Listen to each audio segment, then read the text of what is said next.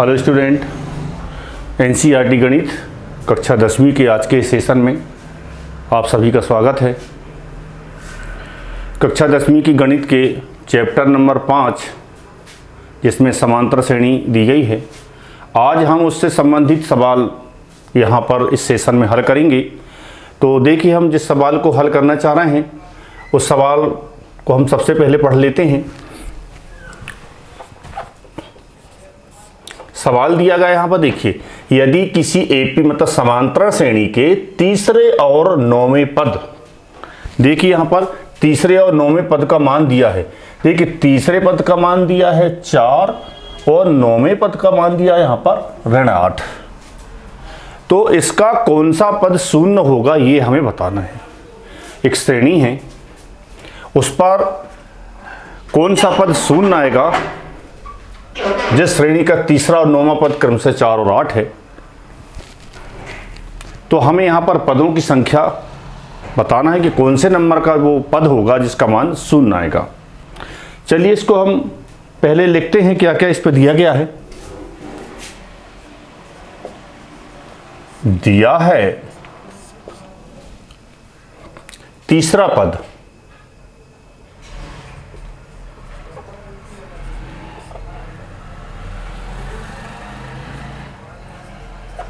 तीसरा पद बराबर क्या दिया है, तीसरा पद हमारे पास दिया है 4, नंबर 1। नंबर 2 दिया हमारे पास नौवां पद, नौवां पद का मान हमारे पास ऋण 8 दिया गया है। और क्या दिया गया, देखिए यहाँ पर हमारे पास नंबर 3 में दिया हमारे पास कौन सा पद शून्य है, मतलब अंतिम पद का मान दिया है जिसको हम an से दर्शाते हैं। तो यहाँ पर देखिए an का जो मान दिया हमारे पास शून्य दिया है। और हमें ज्ञात क्या करना है वो देख लेते हैं। ज्ञात करना है, ज्ञात क्या करना, देखिए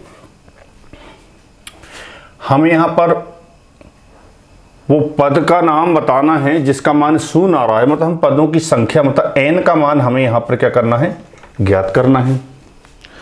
तो चलिए हम अब हमारे पास जो दिया गया है उसी से आगे बढ़ते हैं हम। हमारे पास दिया तीसरा पद। अब देखिए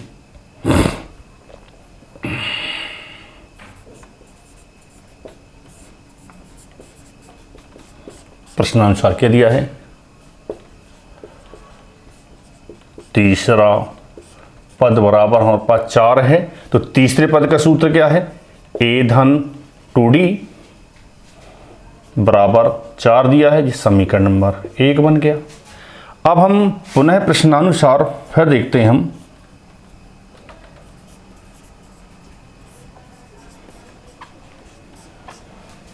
हमारे पास दिया यहां पर नौवां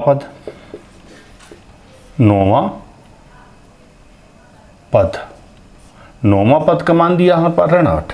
तो नौवां पद का सूत्र होता है हमारे पास a धन 10d बराबर ऋण 8। इस समीकरण नंबर 2 आ गया।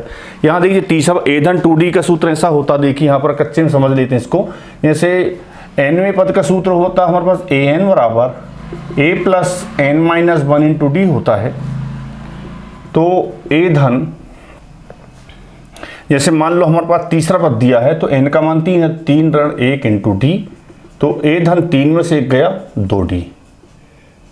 इसी प्रकार हम 9 का मान रखेंगे यहाँ पर। तो 9 ऋण 1 मतलब 9 ऋण a, कौन सा पद, नौवां पद दिया है, नौवां पद।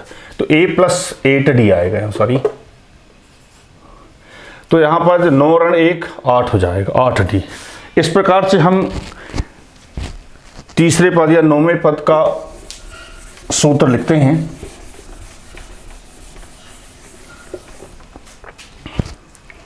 समीकरण 2 बन गए। अब देखिए हम क्या करेंगे, इससे हम इन दोनों समीकरणों में से हम विलोपन विधि से इन समीकरणों को हल कर लेंगे और हम इन समीकरणों के माध्यम से हम a और d का मान प्राप्त कर लेंगे। और जब a और d का मान प्राप्त हो जाएगा तो हम आसानी के साथ n का मान प्राप्त कर सकते हैं। तो देखिए हम यहाँ पर करते हैं, क्या करेंगे, देखिए 1 ऋण 2 कर देते हैं, मतलब समीकरण 1 ऋण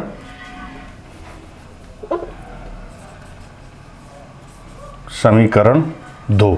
1 में से 2 को घटा देंगे। लिखते हैं, देखिए हम समीकरण 1, a धन 2d बराबर 4 और a धन 8d बराबर -8 है। चलिए इसको हम हल करते हैं। हम चिन्ह बदलेंगे, घटा रहे हैं यहाँ पर, तो देखिए 1 ऋण 2 कर रहे हैं, यहाँ ऋण होगा, यहाँ भी ऋण, यहाँ पर धन हो जाएगा। अब देखिए यहाँ पर हमारे धन और ऋण है a, तो दोनों कैंसिल हो जाएंगे और 2d में 8d घटाएंगे तो हमारे पास क्या आएगा, यहाँ पर देखिए ऋण 6d बराबर 8 और 4 क्या हो जाएगा, 12 हो जाएगा जी। अब देखेंगे यहाँ पर हमारे पास -d बराबर क्या होगा, 12/6, 6 दूनी 12। तो यहाँ पर जो d का मान आएगा हमारे पास वो ऋण 2 आएगा। यहाँ का हम ऋण जब घटाएंगे दोनों तरफ ऋण का गुणा कर देंगे तो d धनात्मक हो जाएगा, उसका जो मान होगा यहाँ पर वो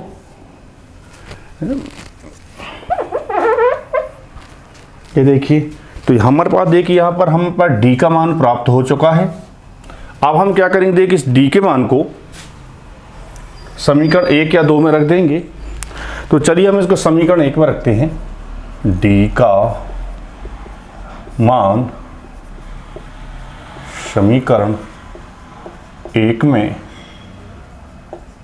रखने पर 1 में रखेंगे हम इसका मान, 1 में रखेंगे इसका मान, तो क्या आएगा, देखिए समीकरण 1 को लिखते हैं पहले। समीकरण 1 है a धन 2d बराबर 4 है। तो a का मान देखिए यहाँ पर कितना है हमारे पास, a का मान तो है नहीं है, हम a का मान ज्ञात करना चाह रहे हैं अभी। a धन 2, d का मान हमारे पास ऋण 2 निकला है, तो यहाँ ऋण 2 रख देंगे, ये बराबर 4 है। यहाँ क्या होगा, ये धन ऋण का यहाँ पर ऋण आ जाएगा और 2 दूनी 4 हो जाएगा बराबर 4।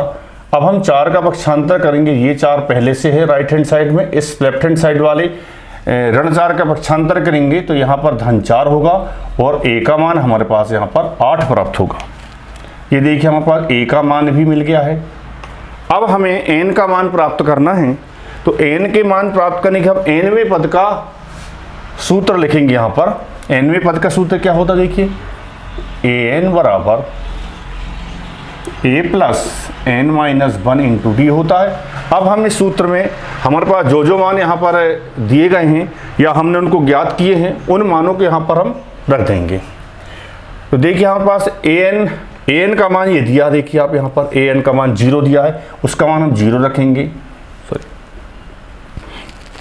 0 हो जाएगा बराबर a का मान कितना निकला हमारे पास, 8 निकला है, धन n का मान तो हमें ज्ञात करना है, तो n-1 इंटू डी मतलब d का मान ऋण 2 है, तो यहाँ पर हम ऋण 2 रखेंगे। अब इसे हम हल कर लेते हैं, देखिए 8 धन, देखिए यहाँ पर ये धन है और ये ऋण है, गुणा होगा, धन ऋण का ऋण होगा 2n, यहाँ पर देखिए ऋण और यहाँ ऋण है तो ये धन हो जाएगा, 2 एकम 2। अब देखिए यहाँ पर क्या करेंगे, 8 में से 2 जोड़ेंगे तो 10 हो जाएगा, 10 ऋण 2n होगा। अब देखिए अब इस 2n का पक्षांतर कर लेते हैं, तो यहाँ जाएगा 2n ऋणात्मक से धनात्मक हो जाएगा जब राइट से लेफ्ट में आएगा तो, और यहाँ बचेगा 10। अब n बराबर यहाँ देखिए क्या होता है, 10/2 हो जाएगा और 2 पंचे 10, तो n का जो मान आएगा हमारे पास क्या आएगा, 5 आएगा। n का मान हमारा देखिए 5 प्राप्त हो चुका है। अब हम इसका उत्तर लिख देंगे,